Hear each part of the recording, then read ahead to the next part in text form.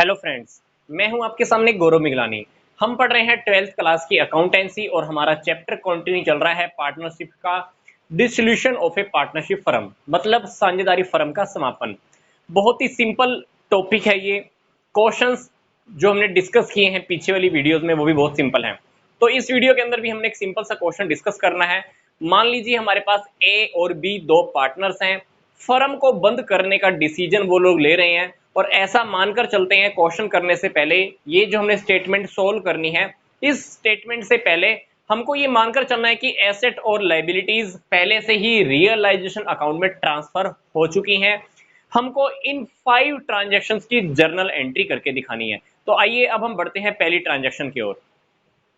पहली ट्रांजैक्शन के अंदर क्या है, ए जो फर्म का पार्टनर है इसने फर्म को लोन दिया हुआ है, क्योंकि ये लोन कहां पे प्रेजेंट हो रहा है, liability side of balance sheet. मतलब फर्म को लोन दिया हुआ है पार्टनर ने ही। पार्टनर कौन है, ए। कितने का लोन है, 50,000 का। पर ए ने क्या किया, एक्सेप्ट कर ली एक अनरिकॉर्डेड एसेट जो थी 70,000 की in full settlement on his account. हमने ए को वास्तव में तो पे करने थे 50,000 रुपए, पर फर्म ने क्या किया, उसको 70,000 रुपए की एक अनरिकॉर्डेड एसेट दे दी जो फुल सेटलमेंट के बदले में दी गई है। अब सिंपल सी बात है, ये देखो, जब हमने एसेट्स ट्रांसफर करते हैं तो कहां पे करते हैं, रियलाइजेशन अकाउंट में। और जब किसी एसेट से पैसा वसूल होता भी है तो कहां पे वसूल होता है, रियलाइजेशन अकाउंट की क्रेडिट साइड में। मैं आपको फिर से बता रहा हूं, मान लो कोई एसेट हम सेल करते हैं तो सेल करने से पैसा कहां पे आता है, यहां पे कैश या बैंक अकाउंट। अगर कोई पार्टनर बिजनेस की एसेट्स को ले लेता है तो हम क्या करते हैं, पार्टनर की कैपिटल अकाउंट का नाम यहां पे हम लिख देते हैं। मान लो ए ने लिया तो बाय एज कैपिटल अकाउंट। अगर कोई पार्टनर बिजनेस की एसेट को लेके चला जाता है तो हम उसकी कैपिटल अकाउंट को क्या कर देते हैं, उतने ही अमाउंट से कम कर देते हैं। पर यहां पे हमारे पास केस क्या है, ए के लोन की अकाउंट की पेमेंट करनी है। तो सिंपल सी बात है, वैसे ही जैसे एसेट्स को सेल करते तो कैश आ जाता, बिना लोन की वजह से अगर वो पार्टनर बिना लोन की वजह से, लोन की बात ही नहीं कर रहे हैं, अगर वो बिजनेस की एसेट को लेके जाता तो हम यहां पे क्या लिख देते, बाय एज कैपिटल अकाउंट लिख देते। पर यहां पर केस क्या है हमारा, लोन अकाउंट का। तो अगर वो बिजनेस की एसेट को लेके गया है तो यहां पे हम क्या लिखेंगे, बाय एज लोन अकाउंट। तो अब इसकी जर्नल एंट्री की बात हो रही थी, हमने तो जर्नल एंट्री करनी है कि अगर कोई पार्टनर बिजनेस की अनरिकॉर्डेड एसेट को लेके चला जाता है लोन के बदले में, तो हमने जर्नल एंट्री क्या करनी है, सिंपल सी बात, ए का लोन अकाउंट आप डेबिट कर दो टू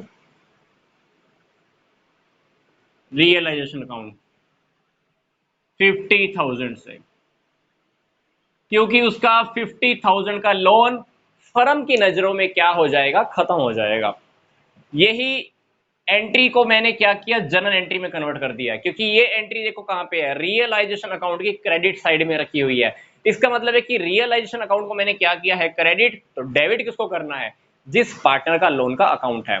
तो पहले वाला आई थिंक टॉपिक हमको समझ में आ गया होगा, क्योंकि सिंपल सी बात है, देखो भाई, जब हम किसी बिजनेस की प्रॉपर्टी को सेल करते हैं तो रियलाइजेशन अकाउंट के क्रेडिट साइड में लिखते हैं by cash account, by bank account. इसी तरह से वो बिजनेस की प्रॉपर्टी को अगर कोई पार्टनर लेके चला जाता है, लोन का कोई मैटर ही नहीं है, तो हम क्या लिखते हैं, by A's capital account, by B's capital account. अगर किसी पार्टनर ने अब लोन के बदले में एसेट को लेना एक्सेप्ट किया है तो हम उस पार्टनर के लोन के अकाउंट को यहां पर लिख देंगे। जर्नल एंट्री उसी के अकॉर्डिंग ही हमारी हो जाएगी। अब हम चलते हैं नेक्स्ट टॉपिक की ओर। मशीन 50,000, गुडविल 1,00,000, बैलेंस शीट में थी।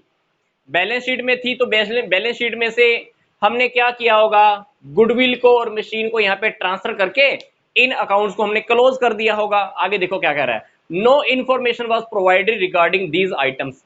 इन आइटम्स को लेकर हमारे पास आगे कोई इंफॉर्मेशन ही नहीं है। आगे कोई इंफॉर्मेशन नहीं है तो इसका मतलब ये है, ना तो गुडविल से एक पैसा मिला, ना मशीन को सेल करने से एक पैसा मिला। अब हमारे पास कोई इंफॉर्मेशन ही नहीं है, तो हमको इस केस में करना क्या है, कुछ भी नहीं करना है, कोई भी जर्नल एंट्री नहीं होने वाली है।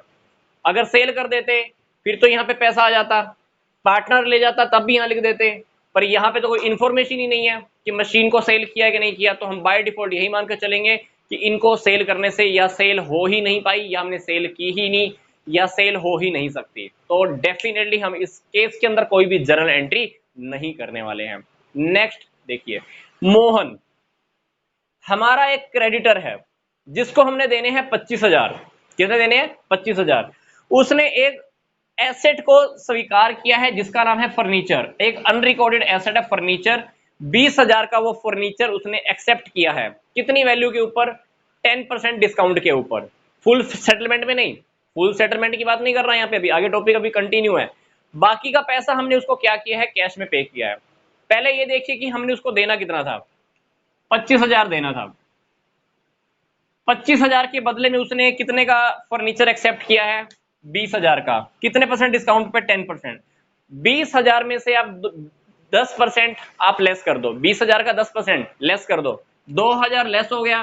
तो ऐसा समझ लो कि आपने उसको 18,000 का तो फर्नीचर दे दिया, बाकी का रह गया 7,000 बैलेंस। ये आपको क्या करना है? ये आपने उसको कैश में पेमेंट करनी है।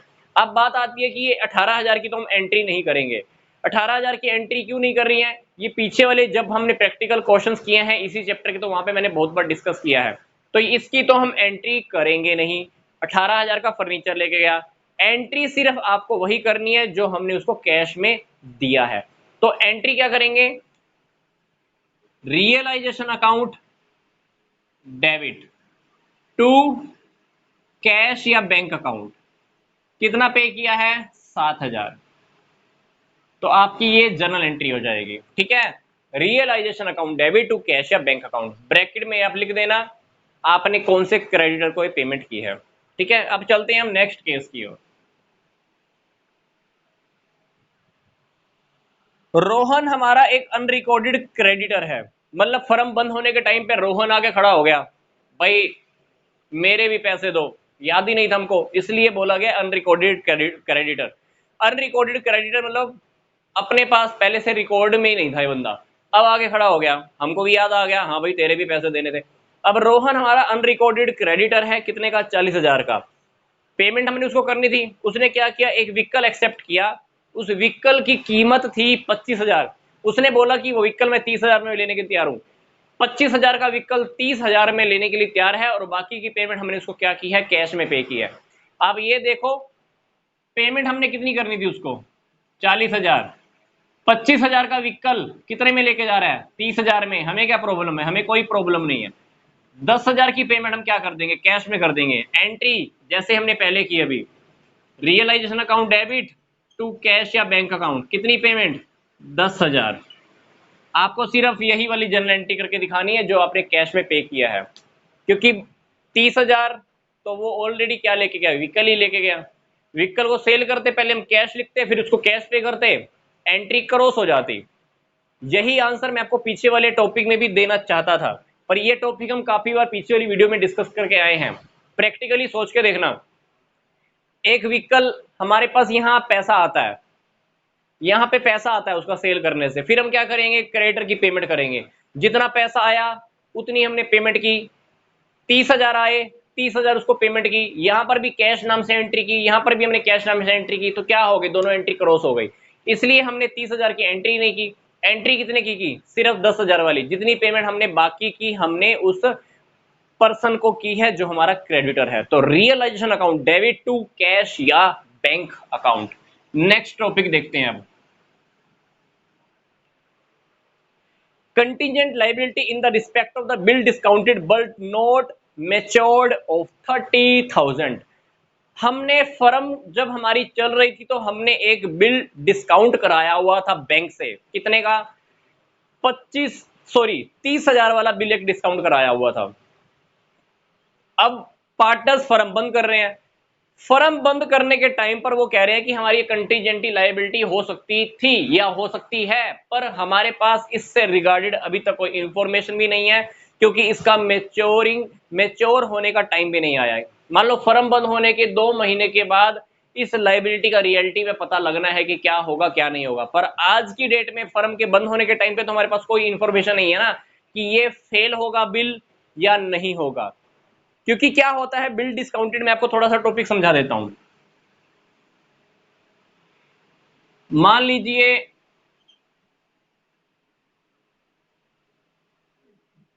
जेड ने एक्स को पैसे देने थे, जेड ने एक्स को पैसे देने थे, पर जेड कह रहा था कि मैं 3 महीने के बाद पैसे दूंगा।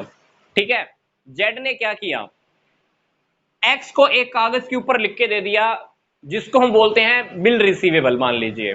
अब मान लीजिए वो एक्स के पास बिल रिसीवेबल पड़ा हुआ, बस जस्ट मैं एक छोटा सा एग्जांपल दे रहा हूं, बिल ऑफ एक्सचेंज का टॉपिक है ये, 11th में आपको बहुत अच्छे से समझाया जाता है।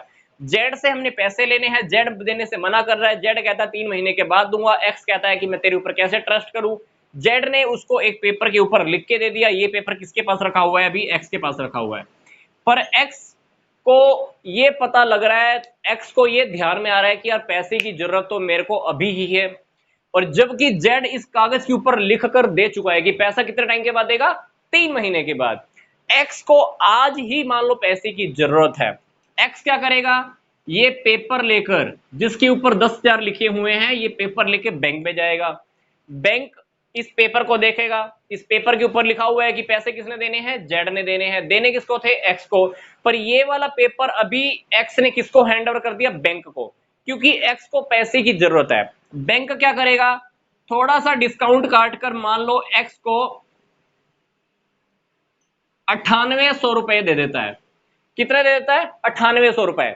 अभी 3 महीने के बाद बैंक पैसे किससे मांगेगा, जेड से।